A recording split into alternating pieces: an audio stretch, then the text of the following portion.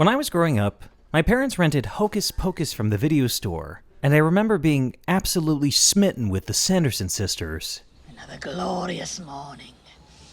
Makes me sick. Later that year, I remember the whole family gathering around the TV one Sunday night to watch Gypsy on CBS. Don't you laugh. Don't you dare laugh. That child is gonna be a star. And I distinctly remember going through my parents' music collection and staring at this album with this absolutely fascinating woman on the cover.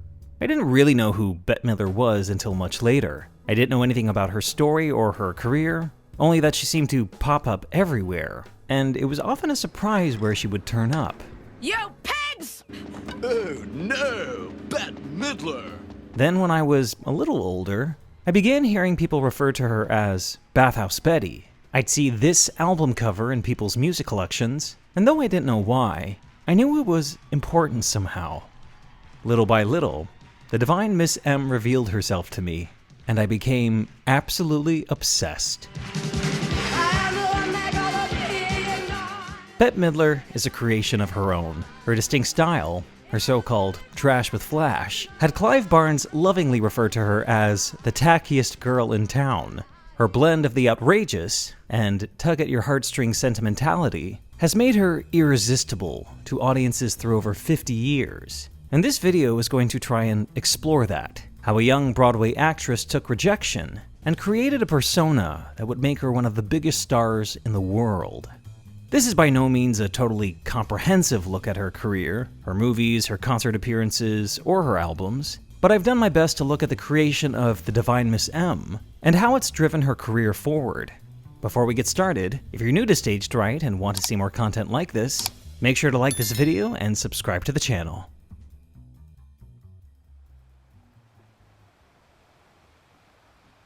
Bette Midler's story starts in Hawaii. Born in Honolulu in 1945 to two New Jersey transplants, a sense of otherness was instilled in her from a very early age. We were a white family in a neighborhood that was mostly non-white. In Honolulu? In Honolulu, just on the outskirts of Honolulu, in what they used to call the sticks of Honolulu. They were Japanese and Chinese, and Filipinos and Samoans, and Hawaiian Chinese, and Portuguese, and it was, we were the only real straight-ahead white family, and Jewish to boot. And we were made to feel very uncomfortable. And you were the funny-looking kid. I was a funny-looking kid. Were you really funny-looking? Well, I wore these glasses, you know, the kind with the little cat's eyes. And they weren't on a chain. Thank God they weren't on a chain. It was bad, but it wasn't that bad.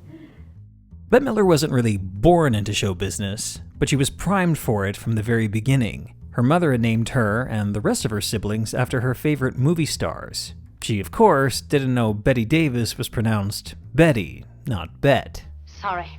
Of her earliest influences as a performer, Bette recalled a mixed bag of things. The Technicolor movie musicals of Esther Williams, seeing Sophie Tucker perform in Honolulu, and a touring production of the musical Carousel when she was 12.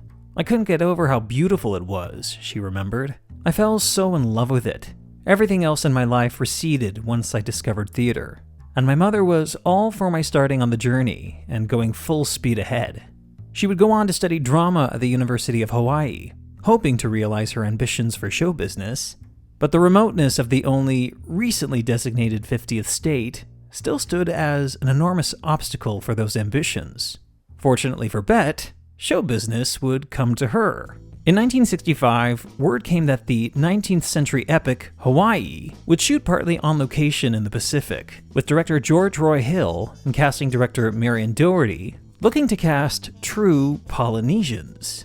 It was open auditions, and I think my girlfriend and I sang a song for them, and I think they kind of perked up. I said, Bette, you're not very Polynesian, and there aren't any parts left except for the missionaries. And I said, if you'll wear a bonnet so that it sort of covers your face and you don't look too Jewish in it, which would not be right for one of the missionaries, I think we can do it. In the end, she wouldn't need the bonnet. In fact, if you don't blink, you can get a pretty good look at Bette in this movie, albeit very briefly. With the money she made on that film shoot, Bette left Hawaii at 19 years old to pursue a career as an actress in New York City.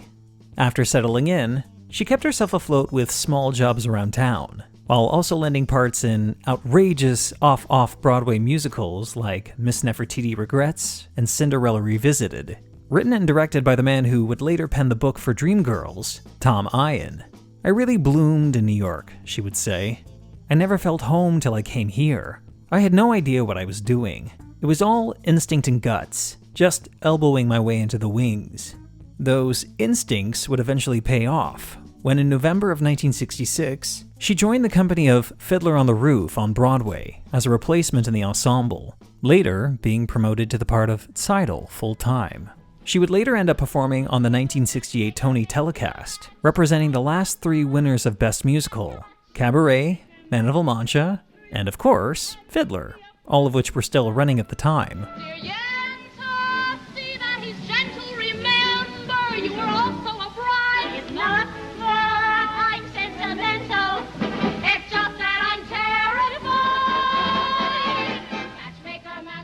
She would later recall, "I was really good in Fiddler for the first 2 years, but in the third, I came to a screeching halt.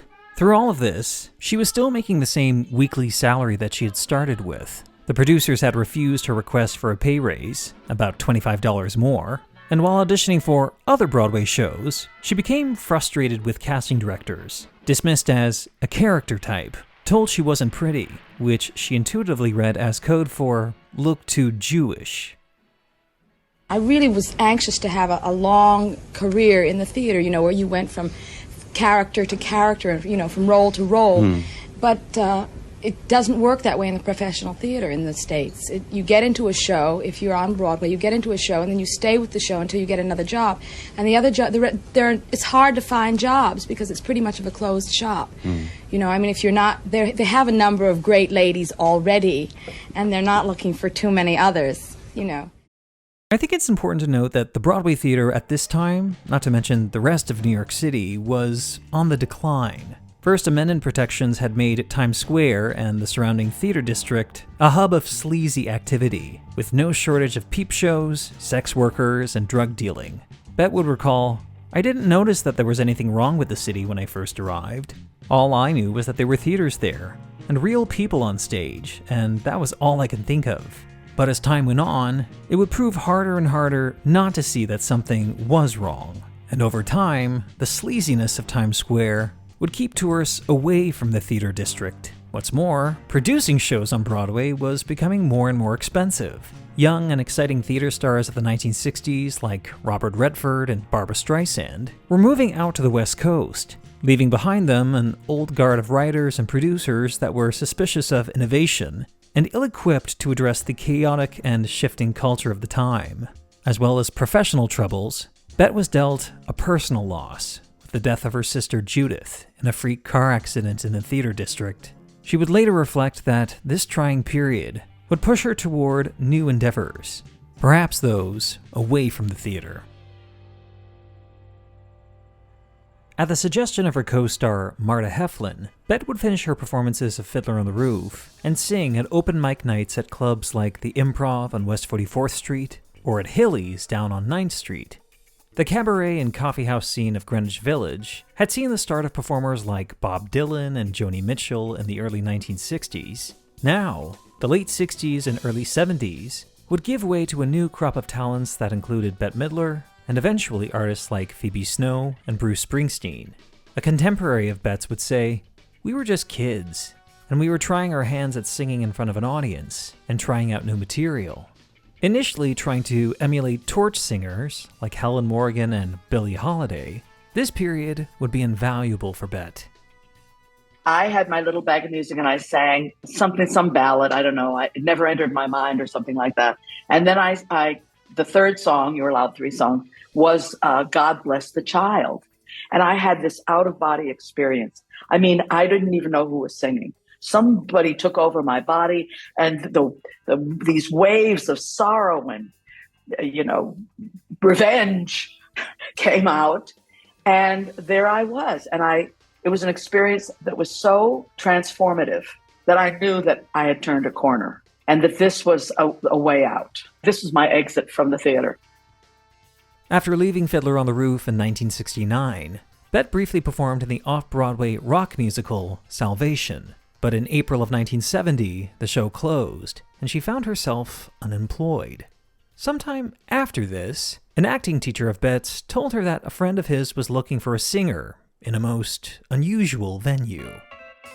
A businessman by the name of Steve Ostro had recently repurposed the abandoned pool area in the basement of the Ansonia Hotel, turning it into a gay establishment called the Continental Baths, complete with swimming pool, steam rooms, various massage rooms, and eventually live entertainment. Steve Ostro offered Bette an 8-week stint, performing 2 shows on Friday and Saturday nights for $50.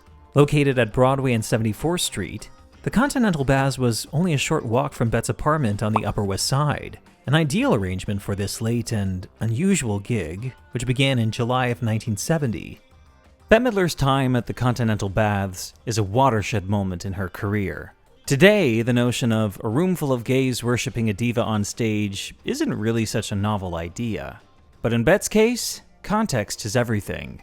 When she first began performing at the Baths, homosexuality and queer life in general was considered a criminal offense in every American state except Illinois. Gay establishments were often run by the mafia or straight proprietors that often viewed their own clientele with contempt. Police raids were a common occurrence. In fact, the Continental Baths had been raided within its first few months. The so-called homophile movement, with organizations like the Mattachine Society and Daughters of Bilitis, had advocated for the queer community since the 1950s. But it was the Stonewall riots in June of 1969 that began real change, forcing police to recalibrate their engagement with the gay community. Bette Midler began performing at the Baths within a year of this, a period where the clientele could come to the space relaxed and, for the most part, confident in their safety.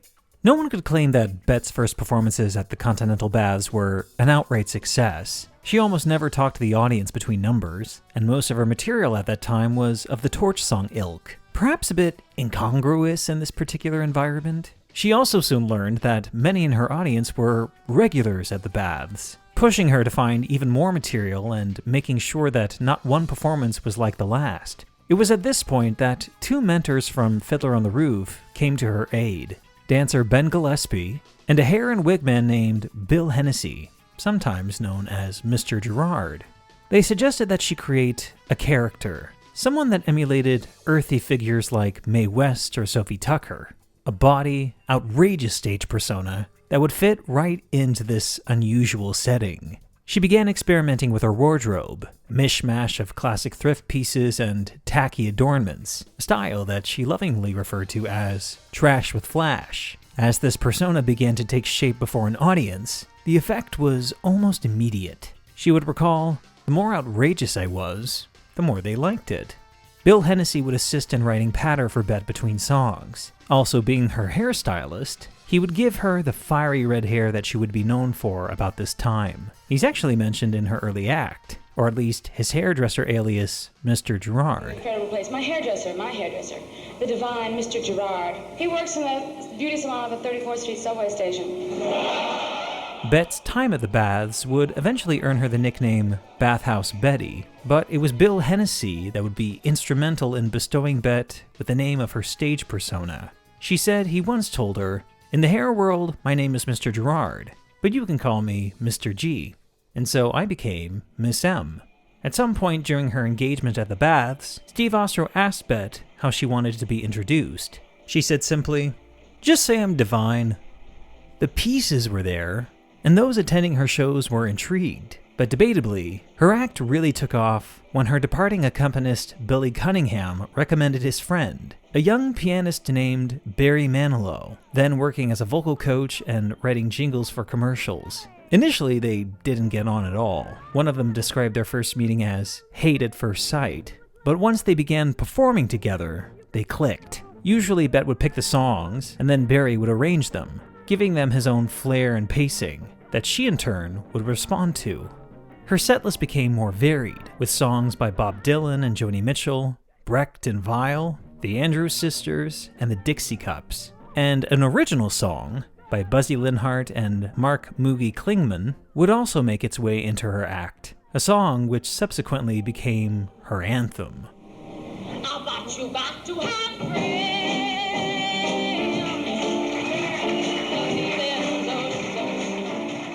Soon, people were coming to the Continental Baths exclusively to see Bette sing, and over the next 2 years, Steve Ostro would have her back for multiple engagements that would see high-profile names like Andy Warhol and Mick Jagger taking in her act. Bette's shows became so popular that the Continental Baths decided that women were finally allowed to attend, though they were asked to leave as soon as the performance was over.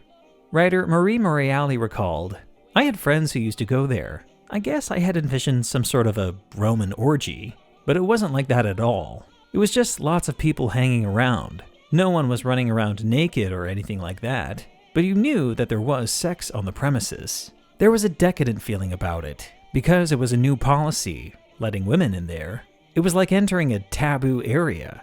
You felt like you were on the cutting edge of something new, and then all of a sudden, to see that sort of bosomy, crazy, campy kind of person. She was different than anyone I had seen before, and she had a different kind of in-the-know, sarcastic, cutting humor. At that time, the humor that everyone was used to was more political rather than sexual innuendo. The minute she came on and started singing and camping around, people were hysterical laughing. She was unbelievable." Laugh, you motherfucker. You're sitting in the front row. You don't have to pay to get in here. Laugh. Oh, he's fabulous. He'll laugh at anything. Here's someone who didn't give a shit about the rules, Morreale continued. She was breaking the rules with her material, and you were breaking the rules by being there. There was also something endearing about Bette's performances, and how she embraces the environment she's in. She never puts on airs or puffs herself up with this Broadway pedigree, and even when things go wrong, she never takes herself or the act too seriously. She's having fun, and in turn, her audience loves her for it. It's the opposite of, say, Googie Gomez of The Ritz, a character that was inspired in part by Bette Midler's time at the Baths.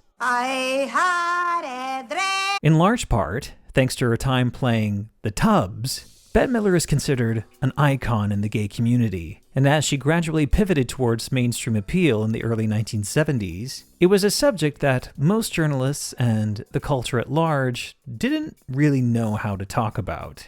For the last year and a half, I've been doing small clubs and brothels. What do you mean by brothels, Bette? Oh, well, you know, places of ill repute. Years later, Bette would reflect, "For some reason which will forever remain a mystery to me, the idea of a woman entertaining an audience dressed only in towels, an all-male audience and homosexual yet, is to every reporter I have ever met at once repulsive, yet endlessly fascinating. They cannot hear enough of it. This is inevitably the first question in any interview, and even though I know it's coming, I always wince when it lands." They loved me, and I loved them. Why do you think they loved you? Because I was outrageous. I had the courage to be outrageous. And why did you and love the them? courage to show a lot of myself, to show myself to them, not hide. You know, not hide behind that phony, here, hide. You know, here it is, and here we are, and isn't it wonderful? What the hell, you know? It wasn't that kind of a thing. I was very relaxed being there. When I started in the theater, which was when I was about 16 years old, there's always a large homosexual contingent in the theater, and they were always the funniest. You know, they were always made me laugh. I always had a great time, and had very little fear around them. So I always enjoyed myself with them. I've always known about them, and I've always accepted them. So to me, this was no big deal. "The audience at the Baths treated me with more respect than I deserved," she said, "considering I was brand new at entertaining that many people, clothed or naked, for more than 10 minutes at a time. My act, if you could call it that, was more like a mishmash of possibilities. I was able to take chances on that stage that I never could have taken anywhere else. Ironically, I was freed from fear by the very people who, at the time, were ruled by fear. And for that, I will always be grateful. While The Divine Miss M was gaining traction, Bette Midler still hadn't entirely given up on her theatrical endeavors. In April 1971, she performed in an early theatrical version of The Who's Tommy in Seattle, playing the dual role of Mrs. Walker and the Acid Queen. And according to casting director Michael Shurtleff, Bette was in serious contention for the Broadway mounting of Jesus Christ Superstar, giving, as Shurtleff wrote, the most exciting audition for the role of Mary Magdalene. She sang, "I don't know how to love him like no one else." Disillusioned, hurt, vulnerable. But director Tom O'Horgan passed on her when he realized that this mature, voluptuous, womanly interpretation of the role would not fit in with this cast of hippies and flower children. Between engagements at the Baths, Bette also worked the club scene of Chicago, where a chance encounter with Chicago Tribune contributor Bruce Valanche gained her a lifelong writing collaborator. Then in the fall of 1971, a hit engagement at the Supper Club, downstairs at the Upstairs on West 56th Street, would help land Bette a recording contract. John S. Wilson of the New York Times reviewed her show, and while he might not have totally got her act, he did acknowledge that the audience had no doubts. They thought she was absolutely wonderful. Record executive Ahmet Ertegun signed Bette with Atlantic Records. Her initial producer, Joel Dorn, captures Bette beautifully in the studio, but probably just through performing together at the Baths. Barry Manilow understood Bette's appeal as a live entertainer, and with him eventually joining as co-producer on the album, he made unique efforts to capture that spirit, using Bette's band rather than session players, hanging theatrical lighting, inviting friends of Bette's into the studio so she had an audience to play to. The effect while recording was immediate, and Bette's energy in live performances really comes through here. In fact, they deliberately kept a flub in an otherwise spectacular take of Chapel of Love to include a good-natured quip from Bette. That is the Pips ending for a really terrific song.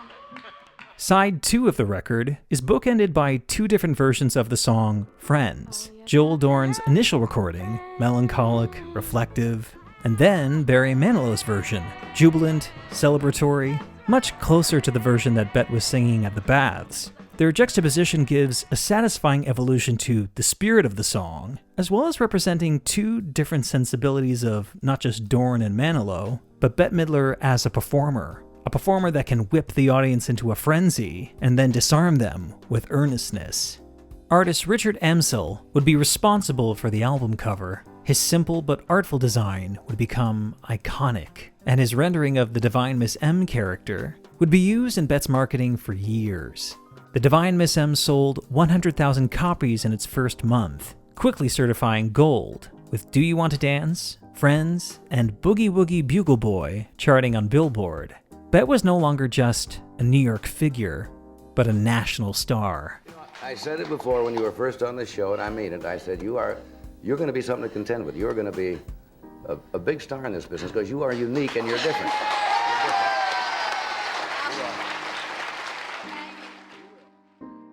Bette may have had all the right talent and attitude to be noticed, but as she would often admit in interviews throughout her career, she lacked the business sense, often demonstrating a naivete that is absolutely charming, but in some ways detrimental. She would be, however, savvy enough to worry that her then manager was pigeonholing her as a cabaret lounge singer.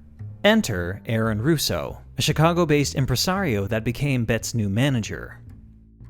I said to her, sort of what I'm saying to you, I said, you know, Bette, if you have 2 hours left to live in your life and you're on your deathbed, what is it you want to have achieved in your life so that you have no regrets? What is it you want to have achieved?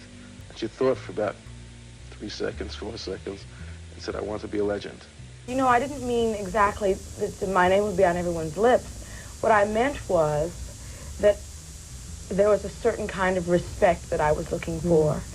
And I'm on my way to getting that. In the end, Aaron Russo, who may have been more than a little enamored with his new client, would deliver on Bette's ambitions, though their relationship through the coming years would often be tumultuous and combative. Shortly after signing Bette, Russo booked her on the road in prominent rock and roll nightclubs like the Boarding House in San Francisco, the Bijou Cafe in Philadelphia, and the Troubadour in Los Angeles, now featuring Bette's dedicated backup trio, the Harlettes, often introduced as the Staggering Harlettes. Perhaps because of the tumultuous times, many noted entertainment and the culture at large giving backward glances to, at least for some, a more wholesome, glorified time in America. Bette's nods to groups like the Andrew Sisters, the Dixie Cups, even the film version of The Wizard of Oz put her at the apex of this nostalgic trend. But her raucous persona and the many collaborators she worked with infused it with something that felt modern and forward-thinking. Henry Edwards of the New York Times wrote, "She is campy, but she is not camp. In her act, she toots her way through a swing version of Boogie Woogie Bugle Boy, but she is not one of the professional nostalgia mongerers. When she sings the Shangri-La's Leader of the Pack, she lovingly articulates every one of those biker girls' nasal inflections, but she is no mere parodist. Bette Midler is a bona fide original, rock and roll's first electric chanteuse, the first white showwoman of the current pop era." A tour of her act through the States culminated in a 3-week engagement at the Palace Theater on Broadway. Remember earlier in this video when I said New York was a scary place in the 1960s? Well, things had only gotten worse. Times Square was seedier than ever, with Broadway attendance dropping by about half since Bette had left Fiddler on the Roof in 1969. Bette's engagement at the Palace Theater in December of 1973 had sold out and broken box office records. For adding luster to the Broadway season that year, Bette Midler was presented with a special Tony Award. I always wanted one of these things. I've been in New York for 8 years, and I tried the Broadway stage, and I didn't have too much luck with that, a little bit. And I always wanted one of these, and I'm glad I got it, because I really worked my little fanny off for it. You understand? I did. I swear to you, I killed myself. At the rise of her star as a national figure, she used her acceptance speech to promote live theater. I would also like to say, I can't see the cameras, but I'm not interested in addressing my remarks at this time to you because I know that this is a theater-going crowd. I'd like to address my remarks to the people who never go to the theater, and to the people who have never been to the theater, and to the people who don't know what theater is about. If you're watching the show and you live somewhere where there is a theater, whether it's a legitimate theater or a dinner theater or a university theater or any kind of theater, you must go and you must try and experience that, because the theater is like nothing else on this whole planet. And the reason for that is that it is alive. And I thank you. Reportedly, Bette had been offered the role of Mabel in the fall premiere of Broadway's Mack and Mabel, a role that ultimately went to Bernadette Peters. But Bette Midler spent much of 1974 away from the public. The intense touring schedule had exhausted her. Many critics noted the strain in her voice, and she effectively took a year off, emerging only for brief appearances at the Tonys that year, and just a few weeks before that at the Grammys, where she won for Best New Artist, presented by The Carpenters, by the way. I mention this since Bette had recently poked fun at Karen's wholesome image in her act, saying she was so clean that if you ran your finger down her, she squeaked. In what might have been an uncomfortable exchange, though, it seems all parties were good-humored about everything. My dear, isn't that a hoot?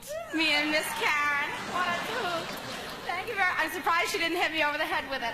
Thank you very much.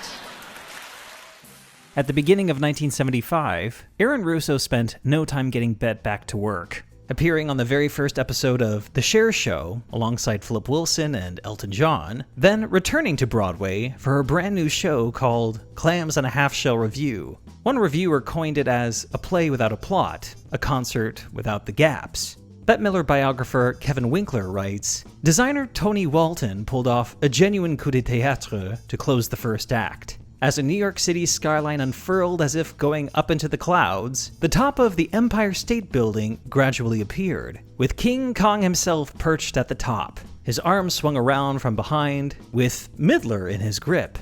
Stroking the simian's large thumb and gazing into his eyes with something between shock and erotic fascination, Midler shrieked, Nicky Arnstein, Nicky Arnstein, Nicky Arnstein. It was this show, and its subsequent The Depression Tour, that Bette began to develop a series of characters, like the lounge singer Vicky Eady, which eventually became Dolores Delago, the toast of Chicago, a mermaid that rides in a motorized wheelchair. Bette would also conjure the essence of Sophie Tucker, the so-called last of the Red Hot Mamas, delivering a set of jokes in Tucker's signature blue style. It's the very thin line between the good taste and the bad taste that I walk. I think I do what I do very well because I have a real inbred innocence about what it is that I do, about my own particular vulgarity, and I I have a good sense of humor about lowbrow comedy. The vulgarity really is sort of part of it. First of all, because I'm a woman. You know, a man can say anything and get away with it. But when it comes out of the mouth of a woman, it has to be tempered with a certain amount of innocence, and that's what I do. I tickled myself.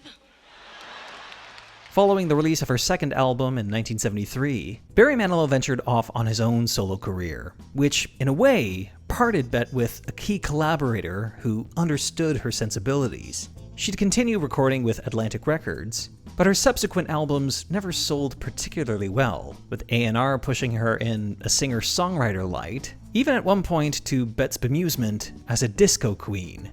It would always be on stage that she would be most celebrated, and stories of her performances in the 1970s are as unbelievable as they are legendary. Flashing her breasts on stage in St. Louis, mooning an audience in Massachusetts, and to commemorate the pending decriminalization of marijuana in Los Angeles, hatched an elaborate plan of taping a rolled joint to the bottom of every seat of the Dorothy Chandler Pavilion so that each member of the audience could light up with her. The LA District Attorney ultimately shut this plan down, but stories like this were irresistible to everyone, especially the press. Bette had a brief reputation about this time for being a prickly interview, wary of the same questions about her upbringing in Honolulu, not to mention the mainstream media's sometimes troublesome fixation of her gay following. Over time, she grew better at handling herself in interviews, harnessing the Divine Miss M persona as a shield in moments of duress. When someone like Barbara Walters interviews Bette, pressing her with invasive questions for a juicy TV moment, she is willing to go along, but if she's going to be vulnerable, she's going to be vulnerable on her own terms, deflecting the more serious subjects by lightening the mood. Sometimes her interviews feel more like performances, and she often plays to the crew beyond the frame. In the end, the Divine Miss M is an extension of Bette Midler, but it's that extension that thrives in the spotlight and keeps the more personal aspects of Bette's life away from the press. Cheap? Who said I'm cheap? Cheap. Some of the people who work for you. By 1977, Bette had relocated to Los Angeles, openly discussing her desire to transition into film, when Aaron Russo presented her with a script called Pearl. Written by Bill Kirby, the screenplay chronicled the last days of rock star Janis Joplin's life. Initially, Bette didn't want to do it. She thought the story was too dark and violent, not the sort of film she wanted to make her film debut with. She was also a great admirer of Janis Joplin and worried about doing her justice. With the rejection of the screenplay by the Joplin estate, the creatives would end up redeveloping the screenplay with a new story and a new character, which ultimately became The Rose. The movie follows a female rock star at the height of her fame in 1969. Lonely, worn down by the road and her relentless manager, Rose lashes out, sometimes with fits of erratic behavior, all the while struggling with her various addictions. Bette's indomitable stamina in her live shows no doubt was an asset while filming her concert scenes in this movie. But the fabulous Miss Divine M persona is nowhere to be seen here. Bette's Rose has a weightier presence than her own, with a swagger that was, as Bette would call it, more masculine. Ultimately, the film does still maintain some of the details of Janis Joplin's life. Paul Rothchild, who produced her posthumous final album, would end up producing the music for the film as well, helping to get Bette's voice in shape to sing, as far as I'm concerned, some of the most harrowing live vocals I've ever heard in a movie.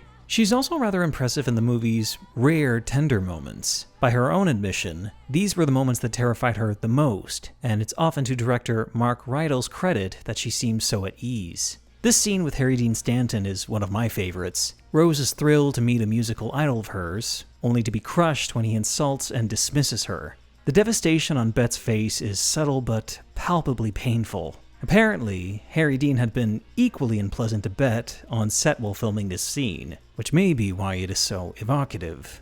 Bette would end up making many contributions to the screenplay, and it's striking how many aspects feel oddly specific to her own story. She would later say that the telephone booth scene near the end of the movie was very close to home, mirroring her own dynamic with her parents, and particularly her father, who never really approved of his daughter's career in show business. Sometimes the details feel so specific to Bette Midler, they feel like quiet nods to her own career. The drag bar she crashes in the meatpacking district can be interpreted as a shout-out to her gay following. The scene where she storms through a bathhouse looking for Houston, a nod to the Continental Baths. And while Bette would claim that her own rapport with Aaron Russo was never as hostile as it is with Alan Bates' character, many in the know couldn't deny the parallel. The Rose would open in December of 1979 to glowing reviews from critics and wildly enthusiastic audiences, with many saying that no one but Bette Midler could have played this role. The movie also boasted a single called The Rose, written by Amanda McBroom, earning Bette a Grammy and eventually becoming one of her signature songs. She would be nominated for an Academy Award for Best Actress in 1980, losing to Sally Field and Norma Rae. And in another universe, Bette's next film project would have been lined up and ready to go after such acclaim. But after years of difficulties and what Bette called violent fights, she finally fired Aaron Russo as her manager. In his stead, Bette would manage her own affairs, though legal and financial troubles with her filmed concert, Divine Madness, would quickly overwhelm her. Not to mention the death of her mother in January 1979, almost a year before the release of The Rose. I'll tell you, it's really rough. This is not funny. This is a lot of work, and it's terribly exhausting, to be quite frank. I don't like to talk about it, but this has been very, very hard on me this last year. There's a couple of times I really thought I was going to go under. I was ready to call the men in the white suits. It's an awful lot of work, and I had no idea before I decided I would do it myself. I mean, I had no idea what Aaron really did. In terms of doing without the manager. Yeah. Spearheading her next film, 1982's Jinxed, things were bad pretty much from the word go. Her rapport on set with director Don Siegel and co-star Ken Wall was acrimonious to say the least. And after the film was torpedoed by the critics, fingers were pointed and blame laid, with Siegel and Wall making Bette the scapegoat. By contrast, her subsequent concert show, Detour, was a major success, touring the US and Canada through 1982 and 1983, becoming her best-selling tour at the time. But after that tour's conclusion, Bette wouldn't perform on the concert stage for 10 years. As well as beginning a family, she would try her hand at Hollywood again in earnest. This time, things would be far more successful, with movies like Down and Out in Beverly Hills, Ruthless People, and Outrageous Fortune becoming hits through the 1980s. As with The Rose, these films set a precedent of Bette's boisterous persona being justified on screen with over-the-top characters. If she's not playing an actress or some kind of performer, she's playing a demanding, spaced-out housewife. What they lack in subtlety, they make up for in giving Bette permission to let go and have fun. I've been kidnapped by Kmart. All hits with Touchstone Pictures, an affiliate company of Walt Disney Pictures, Bette was now considered a bankable star in Hollywood. Disney responded by signing a 3-picture deal with her, with executive Jeffrey Katzenberg describing it as investing in the Bette Midler business. For some, Bette's deal with a wholesome, squeaky clean brand like Disney may have been an odd fit, but when speaking with the New York Times, she's quite practical in her rationale.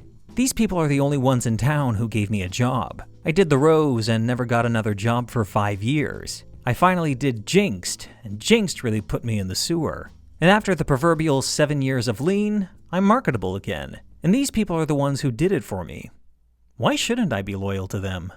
The bulk of her subsequent filmography through the next decade is a bit of a mixed bag, with Bette most often cast playing self-absorbed, demanding, garishly glamorous women.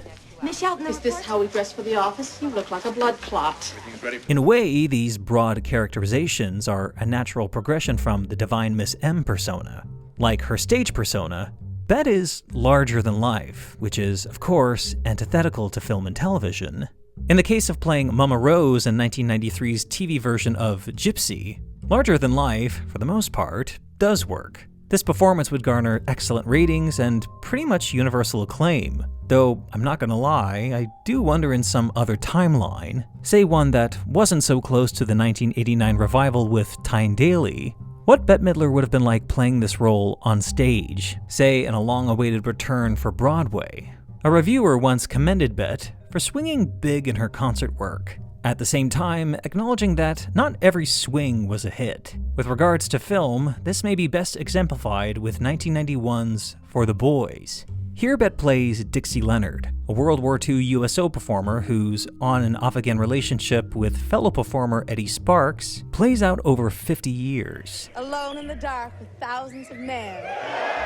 Disney passed on producing For the Boys, and so Bette and her production company, All Girl Productions, took it on, reuniting with Mark Rydell, who directed her in The Rose, with a cast that included James Caan and even one of Bette's original harlots, Melissa Manchester. For the Boys was a passion project, which made its dismal box office performance a crushing blow. By my estimation, the movie's ambitiousness is admirable, but it never quite tonally comes together. Bette would end up getting an Oscar nomination and earning a Golden Globe for her performance, but the critical and commercial failure of For the Boys, not to mention a suit by performer Martha Raye, who claimed her life was being used as the basis for the film, made the recognition bittersweet. This failure, by Bette's own admission, would make her adverse to taking risks on screen, turning down the lead part in Sister Act, reportedly out of concern that her fans wouldn't want to see her in a nun's habit. She also turned down the role of Annie Wilkes in the screen adaptation of Misery, and in theory, she might have been great in both these parts. Although I think it's safe to say that the resulting movies and performances would have been very different. Personally, and at the risk of ruffling Bette Midler fans, I don't think her screen persona can support a movie on its own, without totally exhausting the energy of the picture. On stage, that energy works perfectly, but on screen, a much more contained and literal medium, she needs something, someone, to complement that commanding persona, rather than drawing attention to it. And I don't think it's a coincidence that her most successful films are when she's part of an ensemble, or at least paired with a co-star that she can play ball with, as it were. Let's start with 1988's Beaches. Here she plays Cece Bloom, a talented, ambitious performer in New York with dreams of making it big. The film isn't autobiographical, but just like The Rose, there are moments where Bette really could just be telling her own story. My agent had a brilliant idea.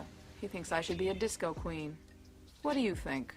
Her driven and hyperbolic characterization of Cece feels in some ways familiar to her other roles, but pairing her with Barbara Hershey's waspy, reserved, quietly devoted Hillary makes the film work in a way that I'm not sure another pairing might have accomplished. Hillary could easily be played as stilted and aloof, but it's to Barbara Hershey's credit that she doesn't mistake the character's naivete for being a pushover. And I'd argue that their genuine connection on screen gives Bette's performance a depth and weight that she rarely gets to show off on film, albeit in an unabashedly old-fashioned, gooey sentimental movie like this. Critics often criticize Beaches for this very thing, but it seemed that that's what audiences loved about it, with strong word of mouth making it a hit in theaters. And Bette's Grammy-winning cover of The Wind Beneath My Wings didn't hurt either. The song, by the way, is still her first and only #1 hit.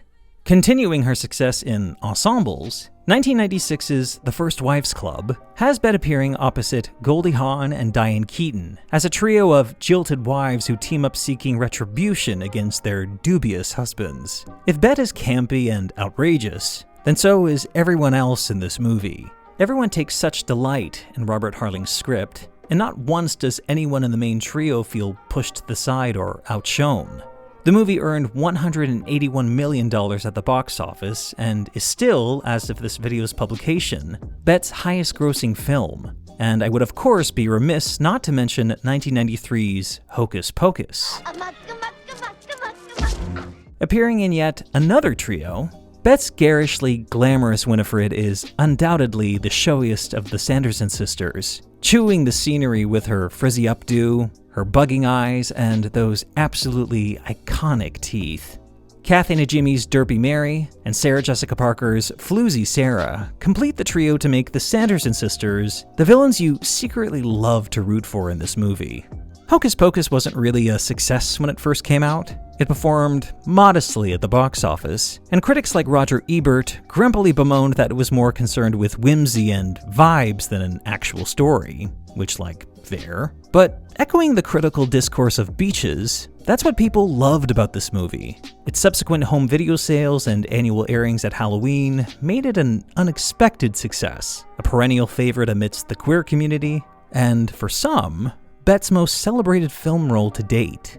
For many, though, fans loved Bette for being Bette, appearing on episodes of The Simpsons, Seinfeld, and The Nanny through the 1990s. But one of her best film and television appearances, acting or otherwise, was on Johnny Carson's penultimate episode of The Tonight Show on May 21st, 1992. Some context here, this was only a few months after For the Boys had flopped at the box office, and Bette, wary of appearing before the public, very nearly declined her invitation to appear on the episode. That is until her business partner, Bonnie Bruckheimer, convinced her to do it.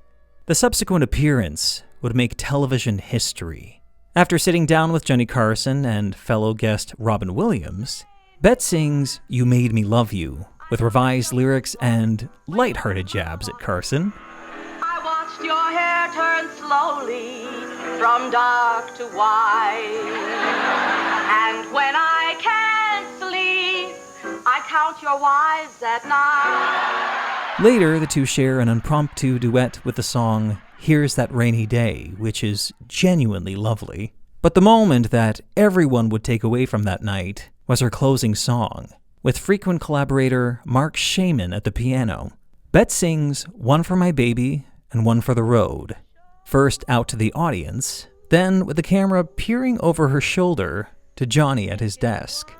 For viewers that had followed The Tonight Show, perhaps those who had seen these two lovingly banter back and forth for over 20 years, it was a profoundly moving moment, one that even caught Johnny Carson by surprise. And if it makes me cry watching it today, one can only imagine how moving it was when it first aired.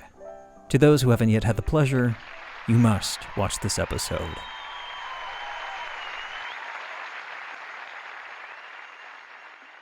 In the end, Bette's film and television work would keep her name in the public eye, extending her appeal to younger audiences, even those of the more traditional ilk. But she would always remain loyal to the audience that first embraced her. The devastation of the AIDS epidemic cannot be understated here, and amongst the countless casualties of the virus were those that had been instrumental in creating the Divine Miss M. While many in the entertainment industry were slow to join the call to action, Bette was amongst the first to advocate for AIDS research and support those struggling with the disease. My whole adult life, I have had gay friends, I've had gay collaborators, I've had gay mentors. And if I lived to be 1,000, I could never repay the debt that I owe to them. They gave me my vision and they gave me my career. I thank them posthumously. Along with Bette, her gay fans would follow her many ups and downs, celebrating her triumphs, as with her 1998 album Bathhouse Betty, and showing up when others didn't for her other forays in film and television, including her wildly miscalculated TV sitcom. Oh, is this your date? Yeah. Wow, gee, I can't tell you what an honor this is. I have all your albums, I've seen all your movies. Really, I'm your biggest fan. Oh, isn't that sweet? He's gay. Going into the 2000s, Bette would continue touring with her concerts, eventually landing a Vegas residency, but perhaps some, like me, wondered whether a musical was in her future. She would co-produce the Broadway transfer of Priscilla Queen of the Desert in 2011, but perhaps the window for her return to the stage had closed. Then in 2013, it was announced that Bette Midler would appear on Broadway for a limited run in John Logan's new play, I'll Eat You Last. She told the New York Times, "As an actor, you're supposed to take jobs that will challenge you or force fans to see you in a different light. By the 90s, I wasn't really an actor anymore. I was someone who went on the road with these gigantic concerts. I got so far away from what they told you in acting class. Do something different. And while I was unsure about doing this play, I felt it was time for me to say yes." In the play, Bette played Sue Mengers, a talent agent that had risen in Hollywood about the same time as Bette's own rise in the 1970s. The character's proclivity for foul-mouthed banter and dishy gossip made Bette's casting for some a no-brainer. But this was something different for Bette. An 80-minute, one-woman show with no band, no backup singers, no outrageous costumes, speaking to the audience from a couch. On paper, a feat that seems easy, but requiring tremendous stamina, focus, and specificity to carry an evening.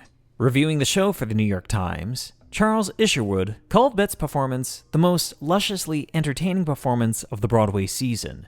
Tangy and funny as much of Mr. Logan's writing is, the play would hardly transmit the contact high it does without the presence of Bette Midler.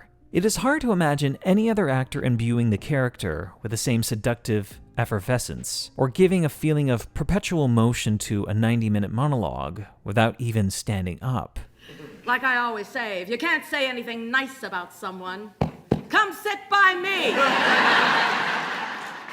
The production was notably shut out of Tony nominations that year, though it was overall a hit, recouping its $2.4 million capital well before the end of its 3-month run. At the end of 2013, while taking I'll Eat You Last to the West Coast, the Los Angeles Times prodded Bette about the prospect of returning to Broadway in a musical, perhaps playing leads in a revival of Mame or Hello, Dolly. While acknowledging she would be perfect for these parts, she was also wary of taking on these great big bears of roles. By January 2016, it was confirmed that Bette Midler would return to Broadway in a musical, which of course turned out to be Hello, Dolly.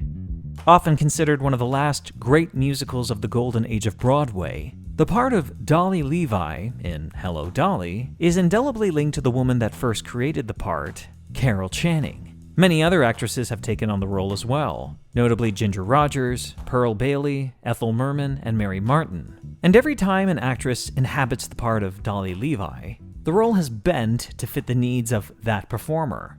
Buzz for the show was immediate, selling $9 million of tickets in its first day alone. And by the time the show began in March of 2017, advance sales had risen to $40 million.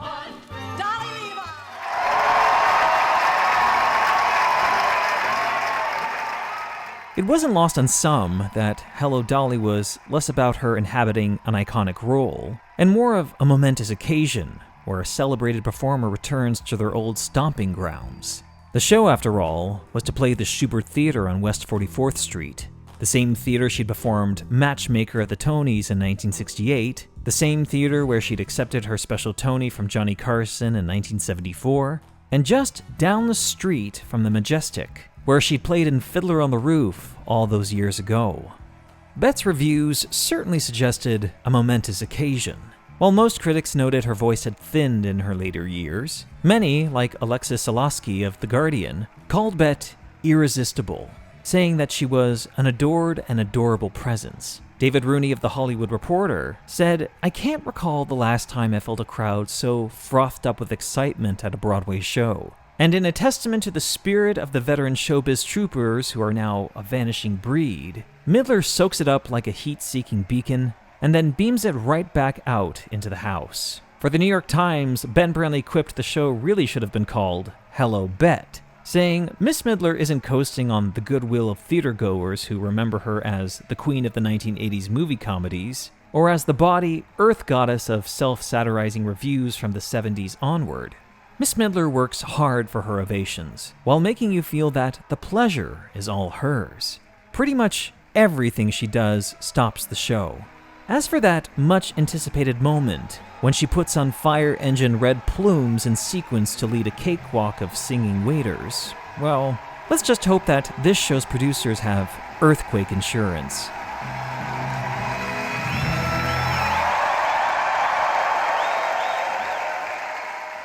50 years after making her Broadway debut, Bette Midler won the Tony for Best Leading Actress in a Musical.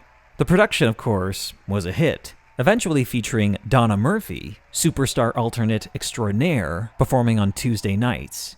After performing in the show just shy of a year, Bette departed in January of 2018. She would be replaced by Bernadette Peters, only to return to the production in July for its final 6 weeks. By the end, the production had broken box office records, recouped its $16 million capital, and becoming a career triumph for Bette Midler. The Divine Miss M is a divine invention, one that helped Bette Midler become the star she is today. They are, of course, two very different people, and having sat with her career these last several weeks, I'm struck by just how different these two women are. The Divine Miss M is a force, confident and unstoppable in anything she does. The woman that dons her at times appears a wary and weary figure, maintaining an insecurity about her place in show business, and you can hear it from her earliest interviews to her most recent output. Bette Midler's career is like a pendulum, swinging back and forth between success and failure, and after 60 years in the business, that pendulum has had many pivots. She might not have always made the so-called right choice. She might have put her foot in her mouth on more than one occasion. Not every role or movie was memorable, and sometimes her failures were crushing and personal. But she always found something to come back with, some loophole that got her back on stage or on screen, and fortunately for her, she's always had an audience waiting for her in whatever she does. That's probably what's moved me the most in my research, how this woman took rejection and built herself up, and forged a career unlike anyone else's. I hope this video leaves people curious about Bette Midler, perhaps leading some to revisit some of her albums or movies. Let me know in the comments what your favorites of Bette Midler are. I'd love to hear them. If you enjoyed this video, please hit that like button and subscribe to the channel. And if you want to support Staged Right in a flexible, affordable way, please consider contributing via my Ko-fi or Patreon accounts. Thank you for watching, and stay tuned for more.